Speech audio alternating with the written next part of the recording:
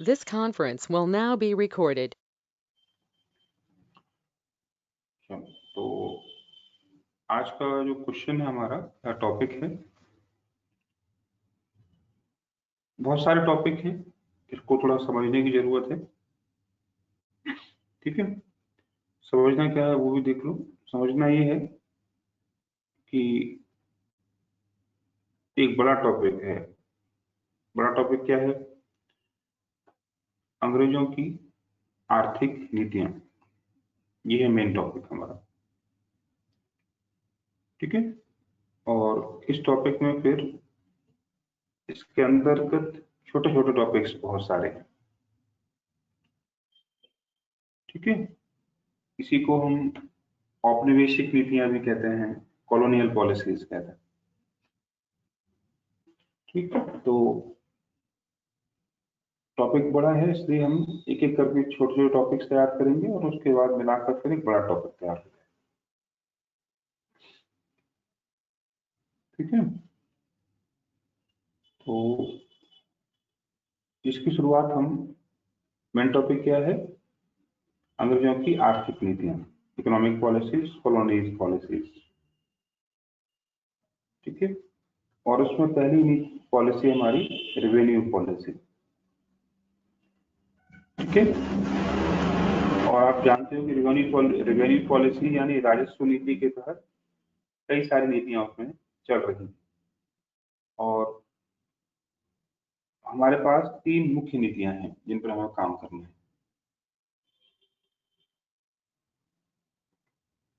ठीक है, तो कोई कंफ्यूजन हो तो बात करेंगे इसमें।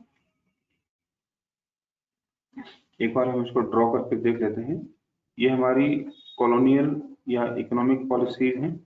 ठीक है, ये बहुत बड़ा टॉपिक है, अपने आप में एक पूरा मेन टॉपिक है।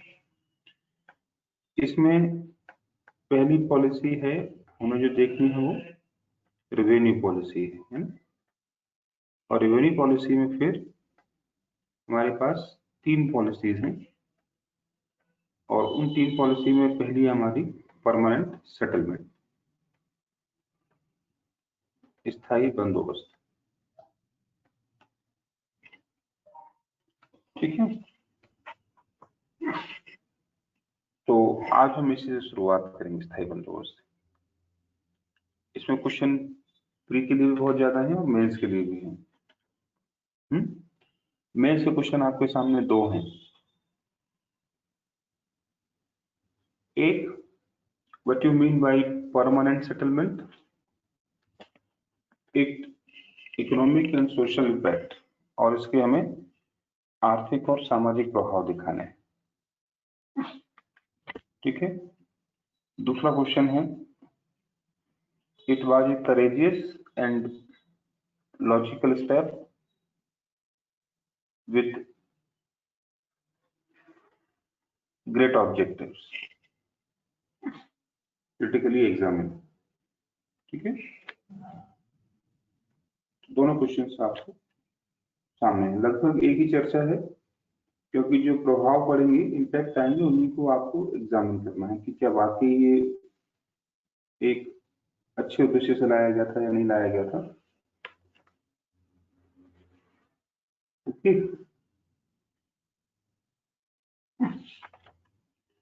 तो चलो सबसे पहले स्थायी बंदोबस्त की शुरुआत करते हैं। स्थायी बंदोबस्त को समझने के लिए हमें इसे दो पार्ट में डिवाइड कर देना चाहिए, अगर हम अच्छे समझना चाहते हैं, है ना। या हम ये कहें कि अंग्रेजों की जो रेवेन्यू सिस्टम है वो कहाँ से स्टार्ट हो रही है, अगर आप समझना चाहते हो तो आपको बताना पड़ेगा कि ये रेवेन्यू सिस्टम बंगाल से शुरू हो रही है। अब आप जवाब दे सकते हो कि बंगाल से क्यों शुरू हुई रेवेन्यू सिस्टम, किसी और एरिया से शुरू क्यों नहीं हो पाई। अगर कोई जवाब है तो दो।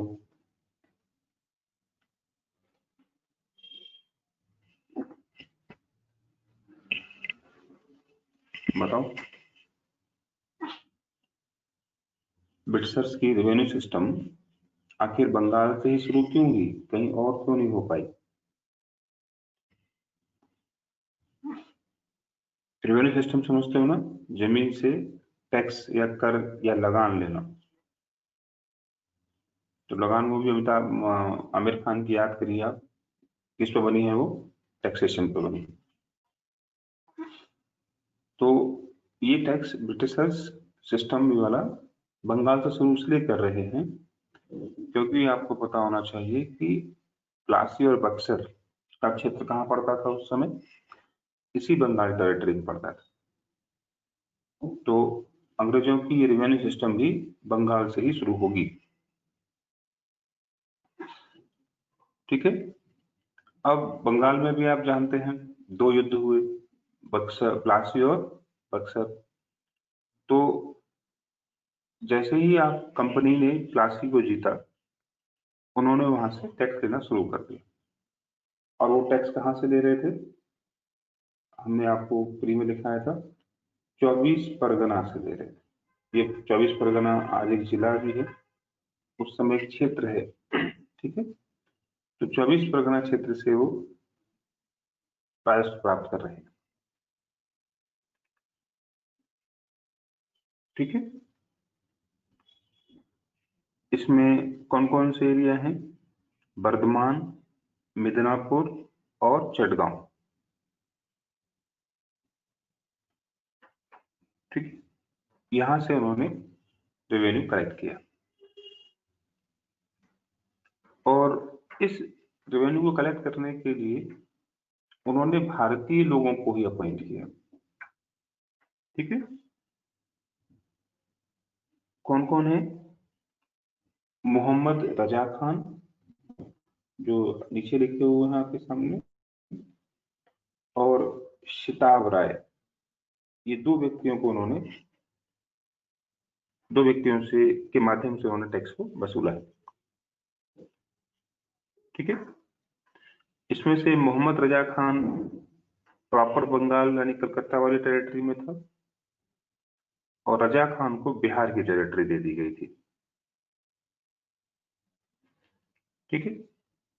ये जो रेवेन्यू या टैक्स वसूला जा रहा था वो ठेके पर वसूलते थे। एक एरिया देखा, सपोज करो 100 बीघे का है, और एक मोटा मोटा आइडिया लगाया, बोले यहाँ से 100 बीघे से हमें 100 रुपये महीने का चाहिए। ठीक है। इस तरह से वो ले लेते हैं हमसे।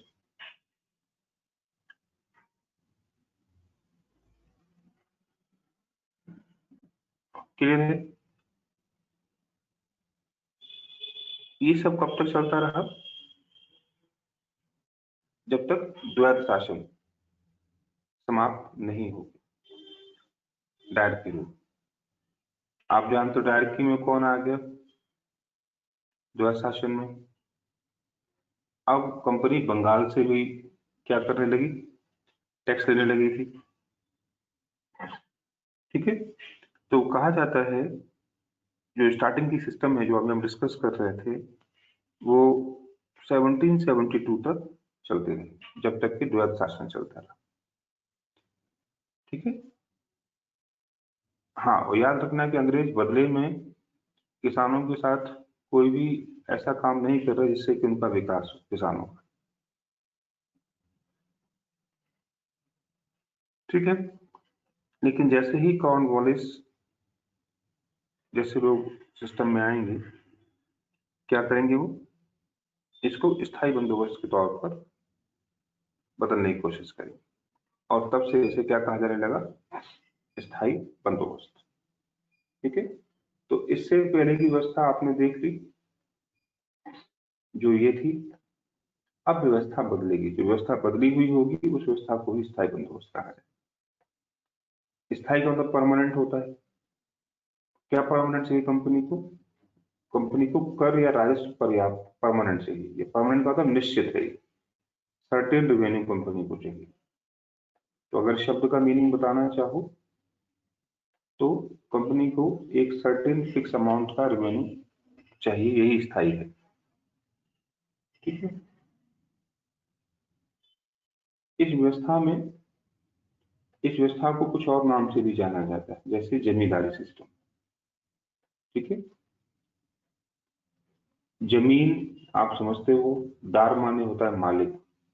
तो जो जमीन का मालिक है उस व्यवस्था को जमींदार कहा। ठीक है। अगर इस्लामिक या पर्शियन लैंग्वेज में देखें तो इसे इस्तमरारी कहते थे। कई सारे नाम हमें इसके देखने को मिलते हैं, लेकिन अंग्रेजी से परमानेंट सेटलमेंट।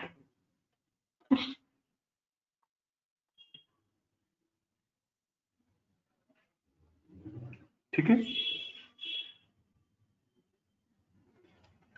तो अब आपको मेन टॉपिक लिखना है स्थायी बंदोबस्त। तो अंग्रेज क्या कर रहे थे वो एक बेसिक जानकारी आपको मिल गई। स्थायी बंदोबस्त से पहले की कहानी आपकी यहाँ तैयार है। क्वेश्चन दोनों बार पूछ लिया गया। सिताब राय, रजा खान, 24 परगना, ठीक है, बंगाल, बिहार, उड़ीसा, ये सब अब आपको समझना है। तो आप जानते हो कि इलाहाबाद की संधि के बाद क्या हुआ था, बंगाल, बिहार, उड़ीसा भी मिल गया था। तो आगे चलकर वो भी शामिल हो जाएगा। और कब तक चलता रहेगा, जब तक कि परमानेंट सेटलमेंट नहीं आ जाता। तो अगर यहाँ तक कोई कंफ्यूजन हो तो आप लोग पूछ लेंगे, है ना।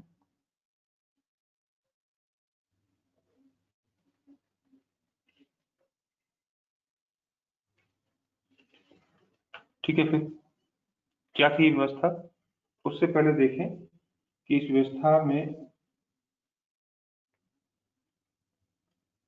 लाने का पर्पस क्या है, क्यों लाना चाहते हैं और कौन लेकर आया है। ठीक है। तो माना जाता है कि इस व्यवस्था को लाने से पहले अंग्रेजों ने बहुत विचार विमर्श किया। ठीक। और उस विचार विमर्श में दो पक्ष बन गए थे, दो साइड थी। एक साइड थी जो ये कह रहा था कि हमें इस व्यवस्था में जमींदारों जमीन का मालिक बना देना चाहिए और उनसे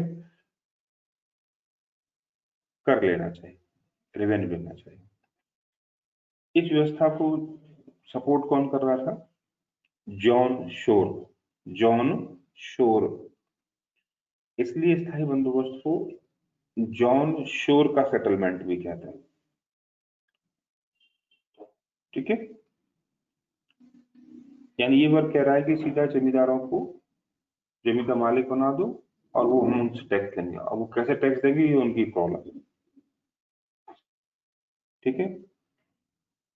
दूसरा वर्ग कह रहा है कि जमींदारों को नहीं, इससे मीडिएटरशिप, दलाली पैदा होगी। इससे अच्छा है कि हम किसानों को प्रत्यक्ष रूप से टैक्स दे लें।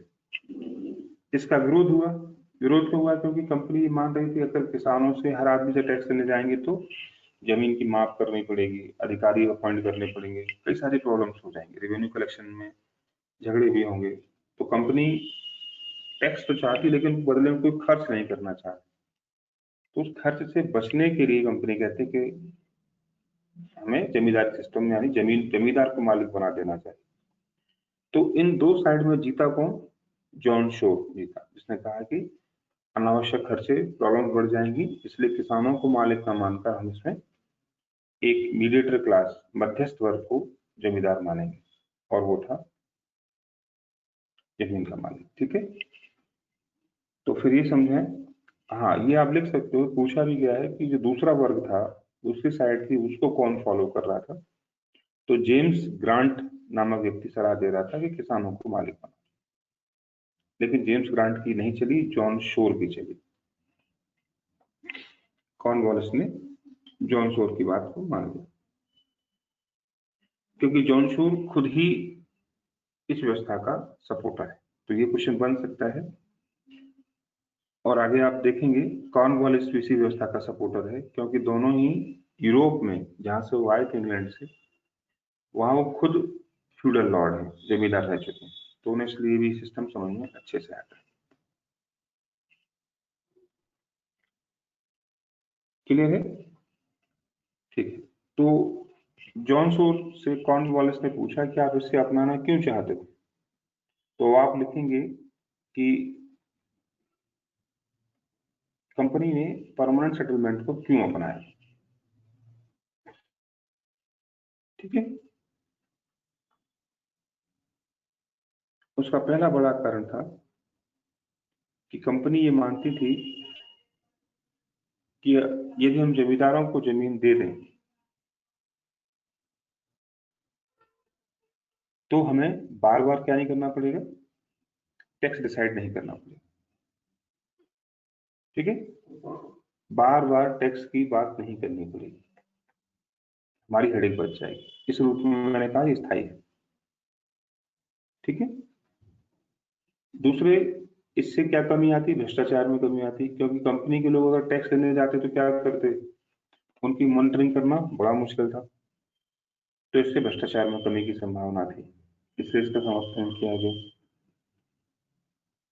जो थर्ड पॉइंट है वो था कि अगर जमींदारों को किसानों से अधिक रेवेन्यू चाहिए तो तभी मिलेगा जब किसान अच्छी फसल पैदा करेगा। किसान अच्छी फसल पैदा तब करेगा जब क्या होगा, भूमि सुधार होंगे। तो जो लैंड लॉर्ड है या जो जमींदार है वो क्या करेगा, लैंड रिफॉर्म्स करेगा, निवेश करेगा, इसका लाभ किसानों को मिलेगा। ठीक है, लेकिन तीसरा वाला होगा नहीं। उम्मीद कर रहे थे वो लोग कि ऐसा हो, लेकिन ऐसा हुआ नहीं। लेकिन आपको अभी ये लिखना है कि कंपनी ऐसा क्यों चाह रही है, क्योंकि कंपनी को लगता है कि जो जमींदार हैं उनको अधिक अधिक रेवेन्यू चाहिए, तो जमीन या कृषि में भूमि में सुधार करेंगे। ठीक है, चलिए चौथा है, कंपनी ये भी चाह रही है कि 1 लाख किसानों से टैक्स लेने से अच्छा है कुछ हजार जमींदारों से टैक्स लेना, मेंटेनेंस मैनेज करना आसान है, और ये कंपनी के एडमिनिस्ट्रेटिव जो एक्सपेंडिचर्स हैं उनको कम कर सकती थी। ठीक है, तो अब आपका प्रश्न फिर से एक बार डिस्कस करते हैं कि स्थायी बंदोबस्त क्या है। ठीक है, तो सीधा लिखेंगे स्थायी बंदोबस्त क्या था, उसके सेकंड पैराग्राफ में लिखेंगे कि क्यों लाया गया। जो कहानी मैंने बताई है वो थोड़ा सा प्री के लिए जरूरी थी, है ना, लेकिन आपको उतनी कहानी स्टार्टिंग में जो लिखी है वो नहीं लिखनी है। स्थायी बंदोबस्त की शुरुआत आप सीधा लिखेंगे कॉर्नवालिस के द्वारा 1993 से की गई। शुरू करने से पहले विवाद था, विवाद में जॉन शोर जीता और उसके अकॉर्डिंग ये लॉजिक दिए गए। तो आपके सामने 4 लॉजिक हैं। ठीक है, इन 4 लॉजिकों की वजह से कंपनी ने परमानेंट सेटलमेंट को अपनाया। ठीक है, यानी कंपनी अब इस तरह से टैक्स बंगाल के लोगों से लेगी। ठीक है, माना जाता है और भी कुछ कारण, जैसे कि जो कॉर्नवालिस है, जो उस समय गवर्नर जनरल है, वो भी क्या चाह रहा है कि ये व्यवस्था है, क्योंकि खुद क्या है, वो यूरोप का लैंड होल्डर था, तो उसे ये सिस्टम जल्दी समझ में आ गया क्योंकि वो खुद फॉलो करके आया। ठीक है, लास्ट पॉइंट, कंपनी इसलिए भी इस चीज को अपनाना चाहती है क्योंकि उसे एक वफादार यानी एक ओबीडियंट क्लास चाहिए, एक फेथफुल क्लास चाहिए इंडिया में जो उनकी मदद करे। अभी तक इंडिया में उनको सपोर्ट करने वाला कोई बड़ा क्लास नहीं था, ऐसा क्लास जिसे वो बना सकते थे। तो उन्हें पता था कि अगर हम जमींदारों को उनकी आय देंगे, आय का कारण बनेंगे, तो ये वर्ग हमारे लिए हमेशा काम करेगा। ठीक है, और ऐसा हुआ भी कि इस जमींदार वर्ग ने ही समय समय पर जितने भी विद्रोह हुए अंग्रेजों के खिलाफ, अधिकांश तो उन रिवोल्ट में उनका सपोर्ट किया है, कुछ एक को छोड़। तो ये लैंड होल्डर क्लास लंबे समय तक ब्रिटिशर्स की वफादार रही। क्लियर है? ठीक है, ये है वो लॉजिक जो आपको वहां देना है। क्लियर है? जमींदार मैंने अभी बताया क्यों कहा जा रहा है जमींदार, जमीन का मालिक है, अर्थात जमीन को बेच सकता था, गिरवी रख सकता था, और यहाँ तक कि उसे हस्तांतरित भी कर सकता था। तो यहाँ हस्तांतरित से क्वेश्चन पूछा है कि अगर सपोज करो मिस्टर एक्स फादर हैं जिन्होंने जमीन ली है ना, ऑक्शन में, तो उसके बाद बेटे को मिलेगी या नहीं मिलेगी? तो हाँ, ये ट्रांसफरेबल थी और हेरिडिटरीकल थी। मतलब ये पिता अपने बच्चे को एज ए प्रॉपर्टी राइट की तरह ट्रांसफर कर सकता है, इसलिए माना जाता है कि ये वंशानुगत व्यवस्था है, हेरिडिटरीकल है।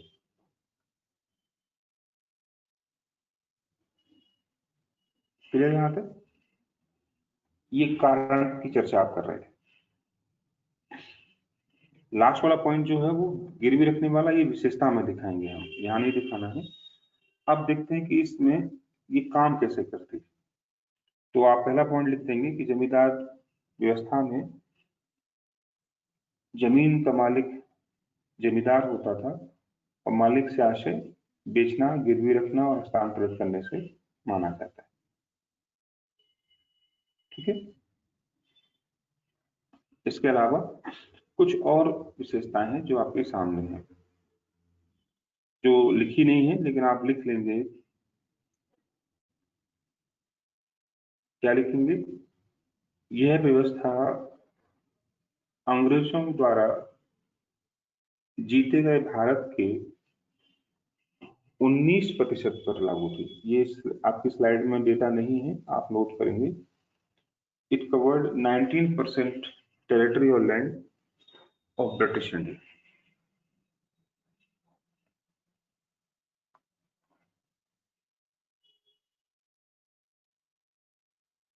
ठीक है।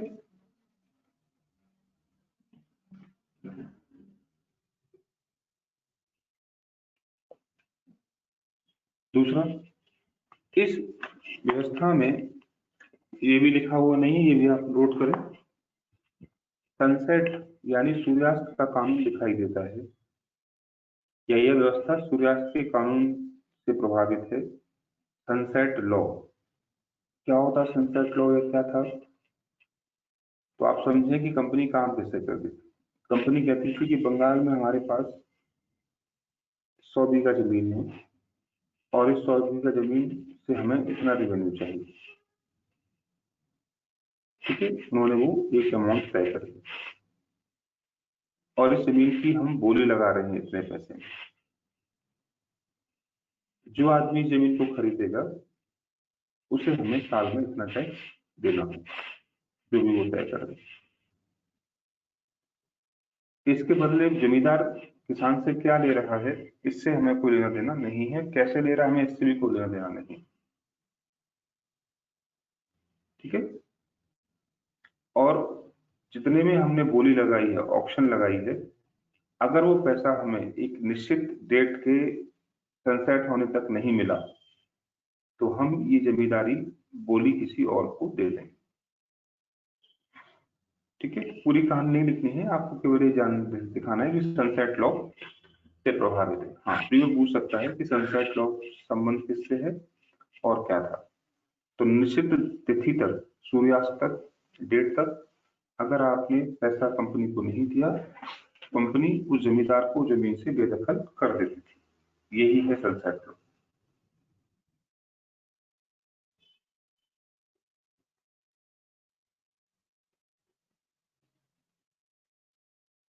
ठीक है।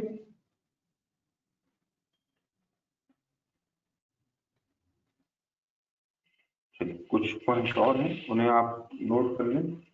विशेषताओं के रूप में देखेंगे, इसमें जो काश्तकार है यानी जो फार्मर है उसके दो मालिक बने। एक मालिक जमींदार बने और एक मालिक, अल्टीमेट मालिक कौन थे? अंग्रेज थे। तो एक व्यक्ति दो मालिकों से शासित हो रहा है, जाहिर सी बात है शोषण बढ़ेगा। ठीक। अगली विशेषता, यह भारत में पहली बार हुआ था, यह भारत में पहली बार हुआ था कि जमीन को निजी प्रॉपर्टी में बदल दिया। ये पॉइंट नंबर 2 है जो आपको मैंने अभी पॉइंट आउट किया है। इससे पहले जमीन का मालिक व्यक्ति नहीं होता था, जमीन राज्य की होती थी और राजा उसे जमीन खेती करने के लिए देता था। पहली बार यहाँ हुआ कि रजिस्ट्री जैसे शब्दों का प्रयोग होने लगा। खतौनी जैसे शब्दों का प्रयोग होने लगा। क्लियर है? तो अभी तक मालिक कौन था? किसान। अब कौन हो गया? जमींदार। तो एक झटके में जो पीढ़ियों से जमीन के मालिक थे, वो अब क्या थे? अपनी ही जमीन पर बटाईदार, किराएदार बन गए, क्योंकि जमीन का मालिक कौन घोषित कर दिया गया? जमींदार घोषित कर दिया। अगली विशेषता, इस व्यवस्था में उप जमींदारी व्यवस्था का भी जन्म हुआ। इसने और शोषण को बढ़ाया। उप जमींदारी क्या है? तो जमींदार अपनी जमीन को स्थानीय सामंतों को, लॉर्ड्स को देता था। जैसे सपोज करो अंग्रेजों से किसी ए नामक जमींदार ने 100 बीघा जमीन पर जमींदारी खरीद ली। ठीक, अब उसे पता है कि 100 बीघा जमींदारी को मैं मैनेज नहीं कर सकता, तो मैं क्या करूं? या तो अधिकारी रखूं, ऑफिसर्स रखूं, तो मेरा खर्चा बढ़ जाएगा, हेडेक बढ़ जाएगा। तो उसने कहा मैं ऐसा करता हूं, इस 100 बीघे को में से 50 बीघा तो मैं खुद टैक्स वसूल लूंगा अपने अधिकारियों की सहायता से या लोगों की सहायता से। बाकी जो 50% बचा है उसे मैं 3 टुकड़ों में बांट देता हूँ। ठीक, बी को 20% देता हूँ, सी को 20% देता हूँ और डी को 10%। और उनसे कहा गया कि तुम मुझे इसमें से 50 रुपए दोगे, तुम भी 50 दोगे और तुम 30 रुपए दोगे। अब तुम कैसे वसूलते हो तुम्हारी हेडेक, मुझे लेना देना नहीं है। ठीक है, तो ये सब टेनेंट हो गए। अंग्रेजों ने ए को दिया, जो कि जमींदार है भारत का, भारतीय जमींदार है, और ए ने बी को, सी को, डी नामक जमींदारों को दे दी। ये लोकल 1 या 2 गांव के फ्यूडल लॉर्ड्स होते। ठीक है, तो इन्होंने भी अपना क्या जोड़ दिया? उसमें हिस्सा जोड़ दिया। ठीक है, तो आप कहीं भी देखते होंगे देहरादून में या कहीं भी जब जमीन लेने जाते हैं तो ब्रोकर आ जाता है। मेन ब्रोकर तो आपको मिलता ही नहीं है, ब्रोकर अपने चेलों को छोड़ देता है, वो आपको जमीन बेचते हैं, तो उनका उन चेलों का भी रेशियो जुड़ जाता है उसमें, चाहे 1000-50 जो भी हो। तो अल्टीमेट पे कौन करेगा? जो लैंड को खरीद रहा है। ठीक है, तो ये थी उसमें उप जमींदारी व्यवस्था। सूरज का कानून मैंने आपको बता दिया है, तो आवश्यकता नहीं। ठीक है, इसमें एक और जमींदार का था हुआ, वो भी लिखेंगे दूरवासी जमींदार। दूरवासी जमींदार हिंदी में इंग्लिश में एक ही रहेगा, मीनिंग जरूर है। दूरवासी का मतलब था एक ऐसा क्लास, ऐसे जमींदारों का वर्ग जो गांव का नहीं होता। ये शहरी के लोग या कस्बों के लोग होते थे जिनके पास बहुत पैसा होता था। तो वो क्या करते थे? विलेज रामपुर की जमींदारी खरीद ली, जो कि गांव में रह नहीं रहे, वो एब्सेंट जमींदार है। कई बार समझ में, रामपुर की जमींदारी सेल हो रही थी, रामपुर के गांव का कोई आदमी खरीदने के लायक नहीं थी, तो शहर का एक आदमी है और उसने खरीद ली क्योंकि उसके पास पैसा था, और अब वो भी क्या बन गया? जमींदार। यानी ऐसे व्यक्ति सिस्टम में आ गए जिनका किसानों की समस्याओं और किसानों से कोई संबंध नहीं है। ठीक है, इसी को हम लिखेंगे विशेषता के रूप में कि इस व्यवस्था में एक मध्यस्थ वर्ग पैदा हुआ। तो 2 तरह के मध्यस्थ थे, एक जो गांव में रहते थे वो भी जमींदार बने, एक वो वर्ग जो कस्बों और शहरों से धनाढ्य रिच वर्ग था, क्लास की, और उसने अपना पैसा इसमें निवेश किया।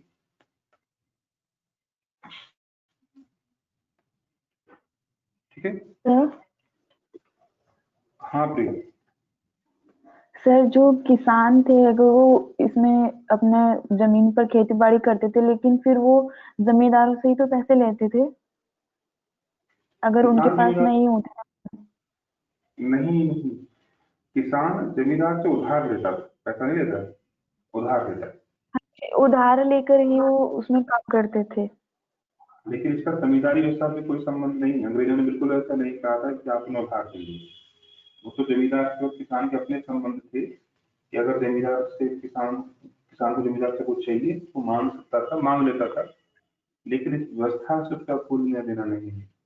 ऐसा कोई नियम नहीं था कि उधारी जमींदार से जाओ, बल्कि होता ये था कि ये उधारी महाजन लैंड मनी लेंडर से देते थे, साहूकार देते थे। और कई बार साहूकार और जमींदार दोनों एक ही होते थे, क्योंकि वही साहूकार जो जमीन का मालिक हो जाता था वो जमींदार बन जाता। तो सर जब उनके पास जबकि बेसिकली क्या था, वो दूरवासी जमींदार था जो गांव में आकर जमीन खरीद रहा है, लेकिन पैसा नहीं उसके पास। अब ठीक है, नहीं सर ठीक है। अगली व्यवस्था लास्ट व्यवस्था है। इस व्यवस्था में जो लगान है, जो टैक्स है, कलेक्शन का 10/11 सरकार को मिलता था और 1/11 जमींदारों को मिलता था।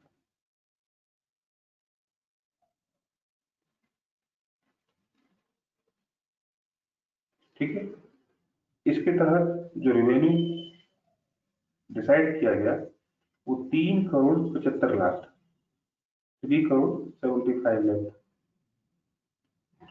लेकिन जो जमींदार वसूलते थे वो 13 करोड़ तक वसूल लेते थे। ठीक है, जाहिर सी बात है सारा बर्डन किसको पड़ना है, किसानों को पड़ना। लास्ट, इसमें ये व्यवस्था भारत के 19% पर लागू हुई थी, जैसा मैंने आपको लिखाया। ये 19% कहाँ कहाँ थे, कौन कौन से इलाके हैं वो लिखें। बंगाल, बिहार, उड़ीसा,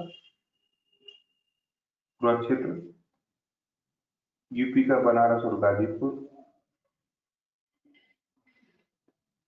और उत्तरी कर्नाटक।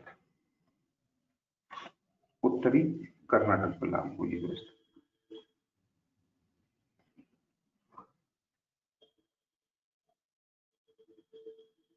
ठीक है, ये विशेषताओं के रूप में लिखेंगे। तो सबसे पहले कौन लेकर आया, क्यों लेकर आया, दूसरा, तीसरे में क्या लेकर आया वो लिख लिया विशेषताओं के तौर पर।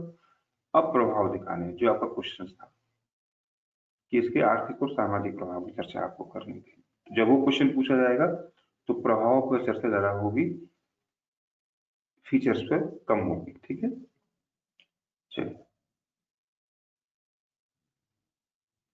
तो क्या क्या प्रभाव हुए। तो सबसे पहले भारतीय लोगों पर यानी किसानों पर प्रभाव देख रहे थे। चरम शोषण का तरीका था, हाईली एक्सप्लॉयटेशन,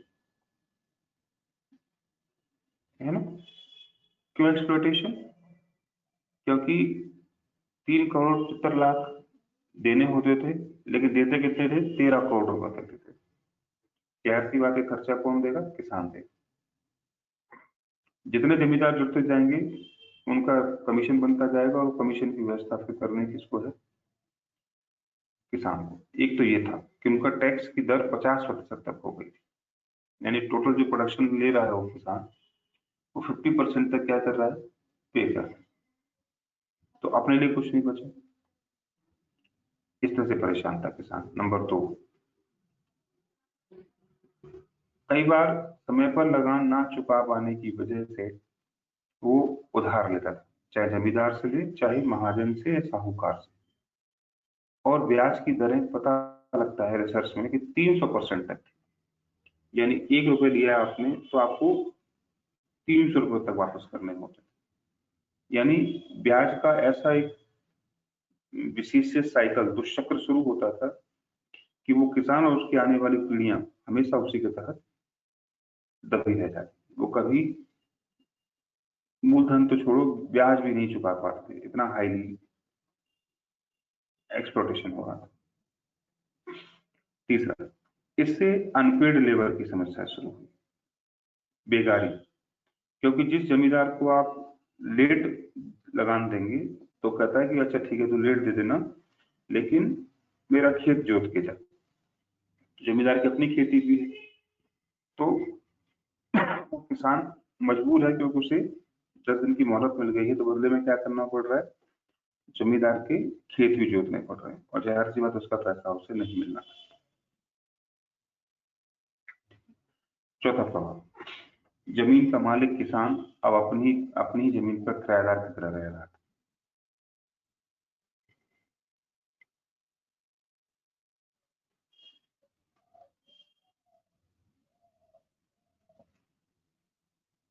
ठीक है, ये भारतीय किसानों को। तीसरा चौथा जो अंतिम परिणाम होगा, कृषि बर्बाद हो गई। कृषि बर्बाद इसलिए हो गई कि अंग्रेजों ने जो उम्मीद की कि जमींदार निवेश करेंगे, भूमि सुधार लाएंगे, उल्टा हुआ। जमींदारों ने सोने की अंडा देने वाली मुर्गी की तरह किसानों से व्यवहार किया, कि कोशिश की कि एक दिन में 10-10 अंडे मिल जाएं, और उन्होंने ले भी लिए, लेकिन बदले में उस मुर्गी को एक किसान को कोई फायदा नहीं पहुंचा। ना कोई कैनाल बनाई, ना कोई ऋण की व्यवस्था करी उनके लिए। केवल क्या था, किसान उनके लिए टैक्स पेयर है। कैसे देगा किसान जाने। अकाल आ गया, पैमाइन पड़ गया, उन्हें कोई मतलब नहीं। बरसात ज्यादा हो गई, फसल बर्बाद हो गई, उन्हें कोई समस्या नहीं। यानी खेती पे जितने भी संकट आते थे, उनसे जमींदारों को कोई लेना देना नहीं होता था। वो कहते थे कि तुम जानो, तुम्हारा काम जाने, हमें तो टैक्स है मतलब। ठीक है, लास्ट प्रभाव किसानों पर यह था कि किसानों ने अब टैक्स देने के नाम पर खाद्यान्न फसलों के स्थान पर, यानी सीरियल क्रॉप्स के स्थान पर कैश क्रॉप करना शुरू कर दिया, क्योंकि कैश क्रॉप से पैसा जल्दी मिलता उन्हें। और इस कैश क्रॉप में, इस नए परिवर्तन ने अकाल को जन्म दिया, फेमाइन्स को जन्म दिया। तो ये फेमाइन किसानों के अलावा पूरे हर भारतीय के लिए समस्या साबित हुई। फेमाइन कैसे आएगा, इससे लिखना नहीं, समझना है इसको आपको। फेमाइन कैसे आया था। आप सोचो कि आपने कैश क्रॉप पैदा की और उस साल अकाल आ गया, पानी नहीं पड़ा। ठीक है, तो अब तो टैक्स पे करने लायक भी नहीं रहे और खाने लायक भी नहीं रहे। इससे पहले क्या होता था कि किसान कुछ फसल को टैक्स पे के रूप में कैश कर लेता था और कुछ फसलों को खाने के लिए रख लेता था। तो सपोज करो कि कैश क्रॉप नहीं भी हुई, तो खाने की समस्या अकाल के दौरान नहीं होती थी, वो स्टोर करके रख सकता है। अब क्या हो गया, अब आपने 10 बीघे में गन्ना ही गन्ना लगाया और वो नहीं हुआ, तो आपके पास खाने के लिए अनाज भी नहीं है। ठीक है, तो किसानों के अलावा फिर अन्य समाज के जो अन्य वर्ग थे और किसान भी अकालों का शिकार होने लगे। और हम देख रहे हैं कि इससे पहले भी 1770 में उसमें बंगाल में भयंकर अकाल था। ये किसानों पर आर्थिक प्रभाव दिखाई दे रहे। ठीक है, कई बार होता था कि जमींदार की जब जमीन लगान नहीं चुका पाता था, तो साहूकार या जमींदार उस जमीन को हड़प लेता है।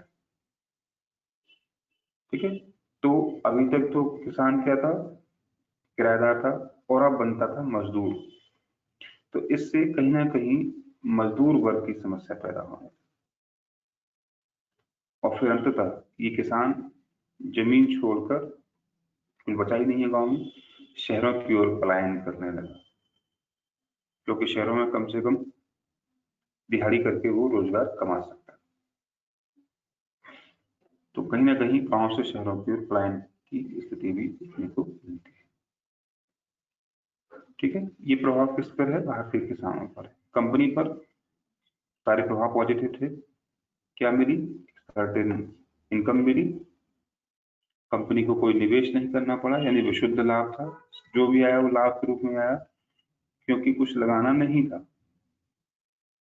और अंततः जो उद्देश्य था कि कंपनी को क्या मिलेगा, एक समर्थक वर्ग मिलेगा, और वो जमींदार के रूप में मिला। 57 की क्रांति जब होगी, तो बहुत से जमींदार अंग्रेजों के साथ खड़े होंगे, और 57 क्रांति इन्हीं जमींदारों की सपोर्ट के चलते, सिंधिया के चलते क्या होगी, असफल हो जाएगी। ठीक है, तो कहानी मैंने लंबी सुनाई है, पॉइंट्स लंबे लंबे कर दिए हैं, लेकिन आपको वहां पॉइंट में रखना है। ये आपको समझाने के लिए ज्यादा था, इतना लिखना नहीं है। लिखना मेन मेन पॉइंट ही है। आप ये मानकर कि जो एग्जाम्पल है उसे सब कुछ पता है, आप केवल मेंशन करें और चीजों को लिख के छोड़ें। ठीक है, तो This conference will now be recorded.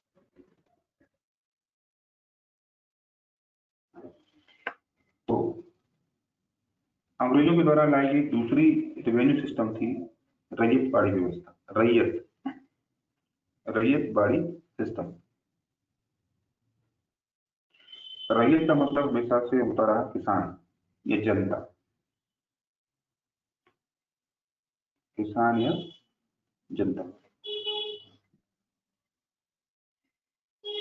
तो नाम से लग रहा है कि इसमें अंग्रेजों ने किससे समझौता किया? किसानों से समझौता। ठीक है, स्क्रीन दिखाई दे रही है आप लोगों को? Yes sir. ठीक है, स्क्रीन में कुछ नहीं मिलेगा, सारी चीजें नोट करनी है क्योंकि केवल स्थायी बंदोबस्त है स्क्रीन में। ठीक है, तो जैसा मैंने कहा कि इसमें किसानों से डायरेक्ट टैक्स लिया जाता था। कहाँ कहाँ लिया जाता था? अब ये देखो, क्षेत्र लिखे हुए उसके एरिया, मद्रास, बम्बई, पूर्वी बंगाल, असम, असम और कुर्ग। तो ध्यान से देखो, पूर्वी बंगाल को छोड़ दे तो साउथ इंडिया में दिख रही है। कुर्ग, सॉरी, पूर्वी बंगाल और असम को छोड़ दें तो ये मेनली साउथ इंडिया में, मद्रास में, बॉम्बे में और कुर्ग कर्नाटक में। ठीक है, इसमें ब्रिटिश इंडिया की 51%, 51% लैंड इंक्लूडेड। ये कुल मिलाकर कितना था? 51%। यानी एरिया वाइज ये सिस्टम सबसे ज्यादा जिम्मेदार, ज्यादा फैला हुआ।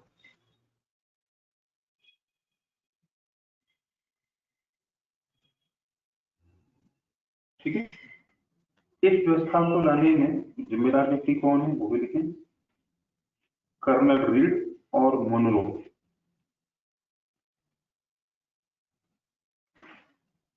जिसमें से रीड ने 1792 में 12 महल नामक जिले से, 12 महल, BARAMAHAL, 12 महल जिले में लागू की।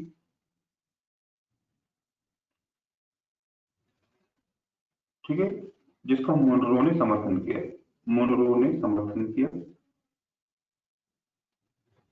मद्रास की व्यवस्था 1820 में लागू की गई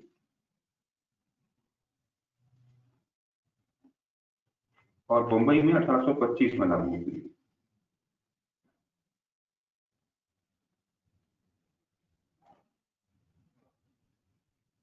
ठीक है, इनमें से जो मुनरो है वो मद्रास का गवर्नर था।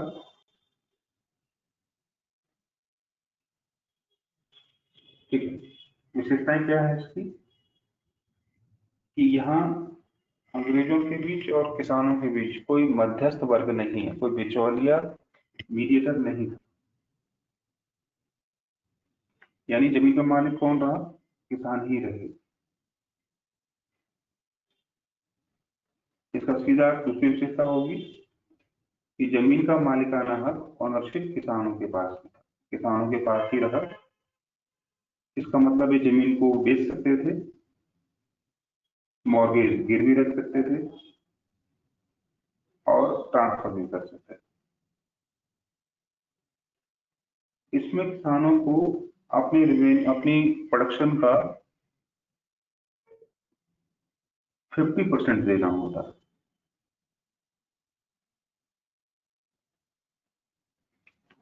और लगान ना देने पर जमीन सरकार छीन लेती थी।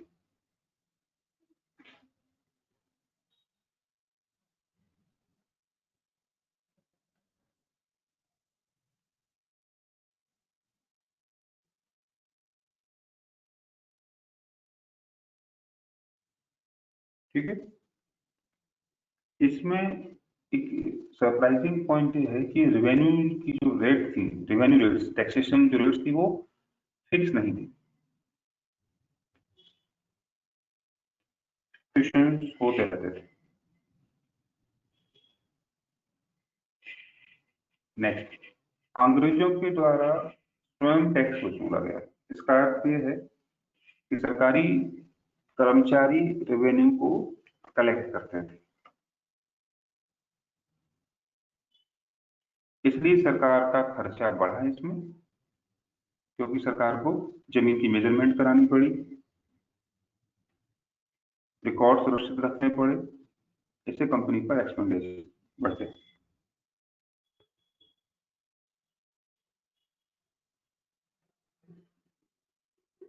ठीक है, किताबों में बहुत कम है, लेकिन आप मेंस के पर्पज से लिखेंगे इसमें इसको क्यों अपनाया गया। जब ऑलरेडी स्थायी बंदोबस्त नॉर्थ में चल रहा था बंगाल में, तो इसको दक्षिण भारत में क्यों नहीं लाए, नई व्यवस्था क्यों लानी पड़ी। तो लिखेंगे पहला कारण ज्योग्राफिकल और मॉर्फोलॉजिकल, भौगोलिक और जो वहां की स्थल आकृति है ना, उसकी वजह से, जियोलॉजिकल, मॉर्फोलॉजिकल। पहला कारण इसमें है कि नॉर्थ की तुलना में साउथ में जमीन के लंबे लंबे भूखंड यानी लैंड एरिया नहीं, प्लेटो रीजन है। और प्लेटो रीजन में जमीन क्या होती है, छोटे छोटे साइज की होती है। ठीक है, ऐसे में कोई भी एक जमींदार के पास हजारों टुकड़े हो जाते और वो मैनेज नहीं कर पाता है ना? जैसे बंगाल बिहार में तो 200 बीघा के एक एक टुकड़ा मिलता था, लेकिन साउथ इंडिया में नहीं संभव था। इसलिए किसी भी व्यक्ति को मिलिटर बनाकर टैक्स देना व्यवहारिक नहीं लगा। तो जमीन के छोटे टुकड़ों ने इसकी ऑक्शन की व्यवस्था को, ऑप्शन को खत्म कर दिया, बोली नहीं लग सकती थी इसकी। ठीक है, तो छोटे जमीन पर छोटे किसान और नीचे टैक्स देना प्रैक्टिकल था। दूसरा कारण था सोशल रीजन था।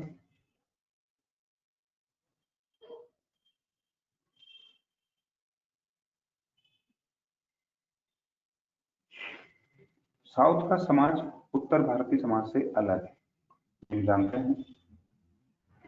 और अलग होने का मतलब ये था कि दक्षिण भारत में जमींदार या जागीरदार जैसे सिस्टम या वर्ग क्लासेस पहले से नहीं थे वहां।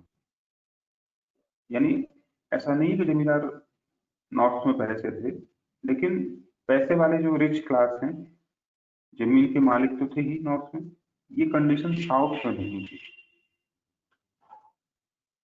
ठीक है, यानी यहाँ जो जमींदार वर्ग है, लैंड होल्डर है, वो डोमिनेंट नहीं था पहले से।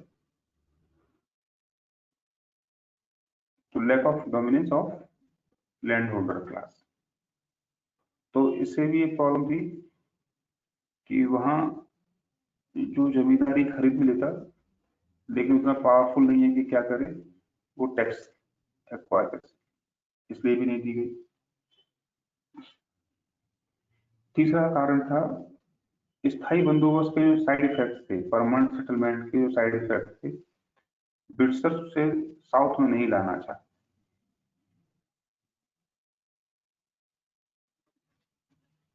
ठीक है,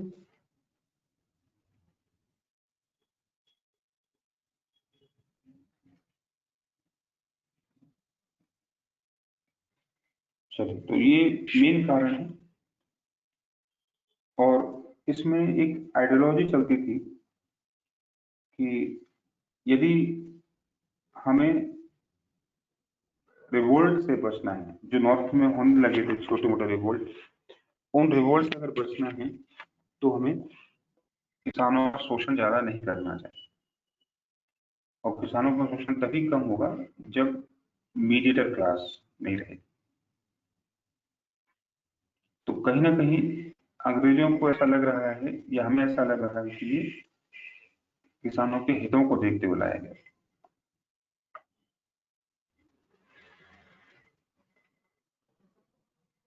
ठीक है, चलिए, ये कारण थे लाने के। अब प्रभाव देखिए। पहला, इसमें किसानों के मालिकाना हक की सुरक्षा बनी रही, अर्थात किसानों को मीडिएटर क्लास के शोषण से मुक्ति मिल गई।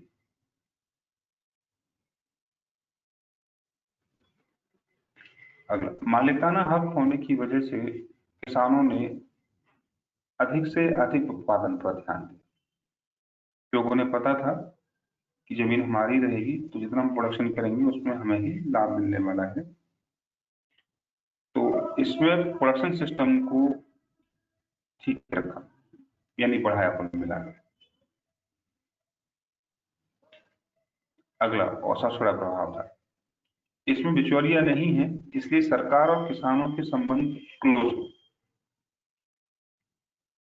यानी सरकार को नागरिकों को समझने में आसानी हुई और नागरिकों को भी किसानों को सरकार को समझने में आसानी हुई। शायद यही एक बड़ा कारण है कि जितने रिवोल्ट नॉर्थ इंडिया में होंगे अंग्रेजों के खिलाफ, उतने साउथ इंडिया में नहीं होने वाले, क्योंकि जल्दी ही किसानों ने अपने आप को क्या किया, अपने मालिकों के अनुसार कन्वर्ट कर लिया, एकोमोडेट कर लिया। चलिए, भारतीय किसानों पर क्या प्रभाव पड़ा वो भी देख लें, जो कि नेगेटिव इम्पैक्ट था। इसमें टैक्स रेट्स बहुत हाई थी, इसलिए किसानों को साल के अंत में कुछ भी सरप्लस नहीं बचता था। नेक्स्ट, इसमें भी कंपनी ने क्या किया, किसानों से कमर्शियल क्रॉप्स, कैश क्रॉप्स करने के लिए दबाव डाला, जो नॉर्थ में डाला था। ये दोनों इम्पैक्ट कॉमन है, और कैश क्रॉप होगी तो फिर इससे फेमाइन की समस्या पैदा होगी, अकाल आ गया। तीसरा, जो किसान समय पर टैक्स नहीं दे पाए, उन्होंने वही मनी लेंडर से क्या लिया, उधार लिया। तो यहाँ भी ऋणग्रस्तता, डेब्टनेस एक सोशल प्रॉब्लम बन के सामने है। ये भी रैयत स्थायी बंदोबस्त की तरह कॉमन चीज थी। ये सेकंड सिस्टम। ठीक। थर्ड है महालवाड़ी सिस्टम। महाल, महल नहीं, महाल। ये सबसे पहले 1801 में 1801 में अवध में लागू की गई थी। ये प्री का अच्छा पॉइंट है, अवध रीजन में लागू की गई। फिर इसे 1803 में मराठा टेरिटरी में कुछ एरियाज में लागू किया गया, और बाद में इसे पंजाब रीजन में विस्तार से लागू किया गया, पश्चिम भारत में लागू हुई, जिसमें दो लोगों की बड़ी भूमिका थी, Holt Mackenzie and Martin bird. Martin bird ने इसमें थोड़ा सा मॉडिफिकेशन किए थे। चलिए, ये तो लाने वाले लोगों का इतिहास हो गया। अब विशेषताएं क्या है सिस्टम में वो भी देख लें। महाल का अर्थ होता है गांव, यानी इस व्यवस्था में जो टैक्स है वो पूरे गांव ने मिलकर एक साथ दिया है, जो कि आपकी लगान मूवी में भी दिखाई देता है। सरकार को पर्टिकुलर आदमी से नहीं लेना है, ना किसी बिचौलिए से लेना है, बल्कि पूरे गांव से एक साथ है। तो गांव का मुखिया क्या करेगा, उससे कलेक्ट करके दे देगा। ठीक है। तो इसमें जो लैंड रेवेन्यू यूनिट है वो पूरा विलेज था। रैयतवाड़ी में किसान है, क्योंकि यहाँ पर पूरा विलेज है। तो टैक्स पे कौन करेगा, अंग्रेजों को देगा कौन, मुखिया देगा। मुखिया की जिम्मेदारी थी कि पूरे गांव से वसूले और किसानों को दे दे।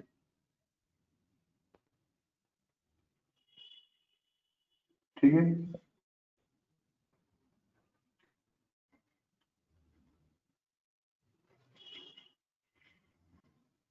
अगली विशेषता, किसान जमीन पर निजी खेती करता है। निजी का मतलब जमीन का मालिकाना हक किसके पास है, फार्मर के पास है, लेकिन वो टैक्स देने नहीं जाएगा, टैक्स देगा मुखिया के माध्यम से। तो मुखिया यहाँ मध्यस्थ नहीं है, याद रखना, क्योंकि मुखिया केवल टैक्स कलेक्ट करके दे रहा है, इसमें मुखिया कुछ नहीं मिलना है। जमींदार क्या होता था, किसान से लेकर अपना हिस्सा रखकर फिर फॉरवर्ड करता था। यहाँ वो अपना हिस्सा नहीं रखा है, इसलिए मध्यस्थ नहीं है, जमींदारी व्यवस्था से इसलिए अलग है ये। अगली विशेषता, इसमें भी जो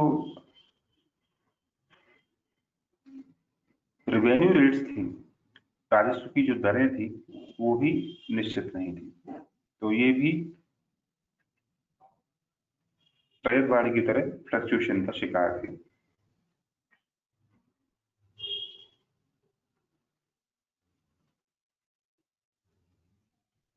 ठीक है, इम्पैक्ट देखेंगे इसके।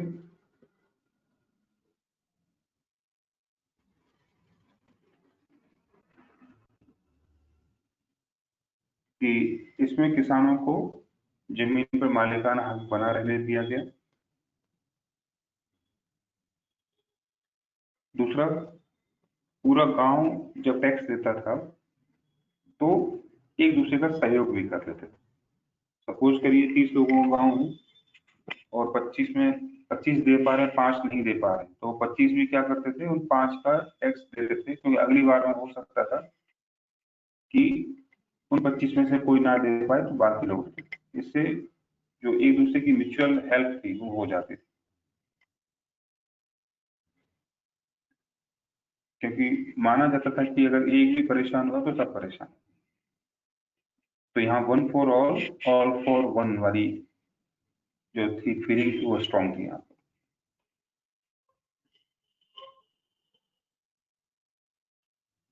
ठीक है, अब इसके नेगेटिव पॉइंट देख लेते हैं। हाई टैक्सेशन रेट्स थी, इससे समस्या पैदा हुई, यानी किसानों का शोषण।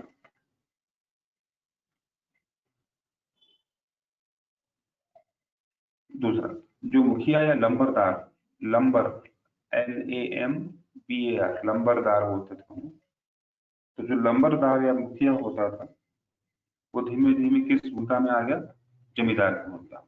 यानी वो सरकार और किसानों के बीच में एक प्रकार का मध्यस्थ बन के पैदा होने लगा।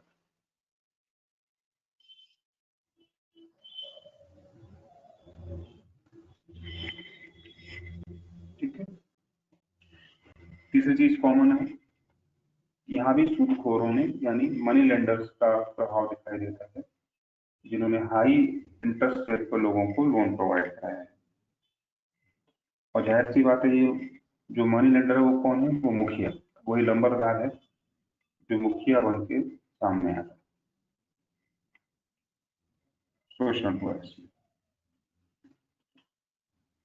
तो क्वेश्चन 3 का बनता है कि इन तीनों में से एरिया वाइज कैसे डिस्ट्रीब्यूशन था। तो आपने देखा 19% कौन है, 51% कौन है, रैयतवाड़ी। तो बचा कौन, महलवाड़ी। कितने परसेंट पर आ गई, 30% पर।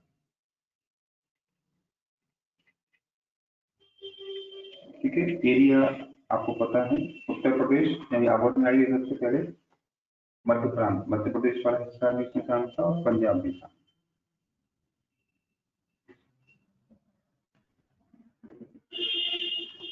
इससे पहली बार अंग्रेजों ने भारत में मैप का यूज और रजिस्टर यूज, यानी पहली बार लगान वसूली के लिए कहा जाता है इसमें मैप और रजिस्टर का को मेंटेन किया। ठीक है, तो अंग्रेजों की भारत में आर्थिक नीतियों के तहत आज हमने पहली नीति तैयार की है, राजस्व नीति।